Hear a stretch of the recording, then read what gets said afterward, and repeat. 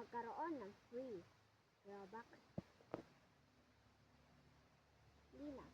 Sabihin ko sa inyo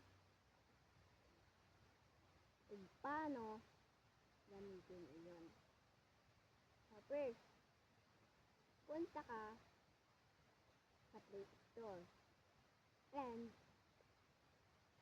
iwan mo paano makakuha ng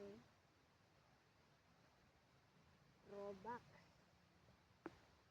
So, ang English nun ay how to get a Robux. So,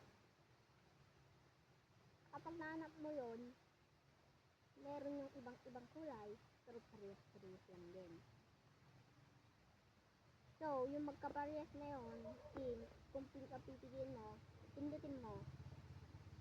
So, dun. Pindutin mo, may free style Roblox, tapos may free Roblox. Diba? Subscribe kayo para may iba pa akong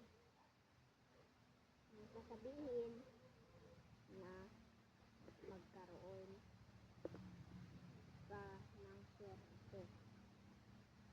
So, subscribe in my channel, Mary Ann Kuna, kaya subscribe na po kayo. Ito pa lang po ang una kong YouTube